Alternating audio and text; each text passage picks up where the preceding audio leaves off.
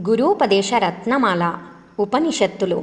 అజ్ఞానమంటూ ఒకటుందనే భావమే లేని అనుగ్రహ రూపుడే భగవంతుడు. బ్రహ్మజ్ఞానమే ఆయన 2 పాదాలు ఉంచిన పీఠం. ఆ పాదాల స్వర్ణపాదుకలే ఉపనిషత్తులు. విజ్ఞాన విద్యకై వెర్రి ఆవేశంతో తిరిగే అహంకారి ఉపనిషత్తులనే పాదుకలను శిరస్సున ధరించి స్తుతించడమే చేయతగ్గ పని. గురూపదేశ రత్నమాల ఉపాసన. హృదయంలో ఈశ్వరుని దర్శించిన భాగ్యవంతులు అశుభ వాసనలు నశించి జ్ఞానకాంతితో ప్రకాశిస్తారు. దైవీ సంపద నిండిన హృదయంలోనే ఆత్మవిచారణ పరిణతి చెందుతుంది.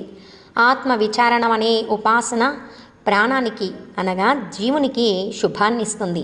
ఆసురీ సంపద వల్ల ప్రాణానికి పెద్ద ముప్పు ఏర్పడుతుంది. దీనిని నీవు గ్రహించి ఆత్మవిచారణ అనే ఉపాసనతో దైవీ సంపదను వృద్ధి చేసుకో. వివరణ: బాహ్య సంపాదన వలన దొరికిన సంపదలన్నీ ఆసురీ లక్షణాలు కలిగినవే. అందుచేత అవి అనర్థాలనే కలగజేస్తాయి. విచారణ ఒక్కటే మోక్షాన్ని కలగజేసే దైవీ సంపదనిస్తుంది. అద్వైత జ్ఞానాన్ని పొందటం చాలా అరుదు. అయినప్పటికీ భగవంతునిపై నిజమైన భక్తి కలిగితే అవిద్య నాశమై భగవదనుగ్రహం కలుగుతుంది. దానివల్ల అద్వైత జ్ఞానం సులభ సాధ్యమవుతుంది. భగవంతుని పాదాలను భక్తితో హృదయంలో స్థిరంగా ఉంచుకున్నట్లయితే భ్రాంతి అనే బంధాన్ని త్రెంపవచ్చు. బంధం తెగినట్లయితే హృదయం వికసించి బ్రహ్మజ్ఞానాన్ని పొందవచ్చును.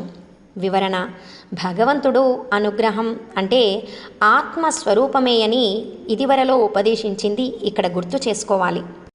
జీవుడు తన శిరస్సును ఈశ్వరుని పాదాలపై మోపినట్లయితే శివస్వరూపంతో కలిసి శివమయమవుతాడు. అస్థిర రూపుడైన జీవుడు తన అచల స్వరూపాన్ని ఆశ్రయించి తన చాంచల్యాన్ని కోల్పోతే ఆత్మస్వరూపంగానే గోచరించినట్లు. వివరణ: చలనం కెరటాల స్వభావం, కడలి స్వభావం నిశ్చలమైన శాంతి. పడిలేచే తరంగాలు శాంతించాలంటే తరంగాల స్వభావం నశించి కడలిగా రూపొందాలి. జీవుడు కూడా శివభక్తితో జీవస్వభావం కోల్పోయి శివమయుడవుతాడని ఉపదేశం.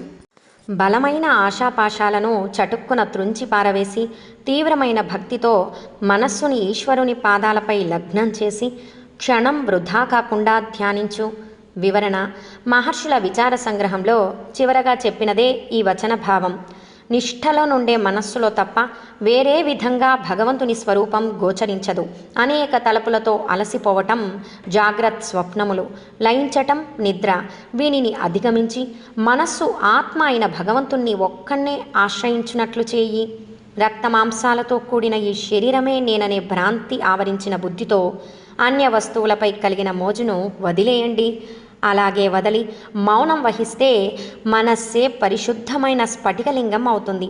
దాన్ని స్తుతిస్తే అంతులేని బ్రహ్మానందం లభిస్తుంది. అకుంఠిత భక్తితో ఈశ్వరారాధన చేసేందుకు ప్రతిరోజు మంచిదే. ప్రతి గ్రహ వీక్షణము మంచిదే. ప్రతి యోగము మంచిదే. ప్రతి ముహూర్తము మంచిదే.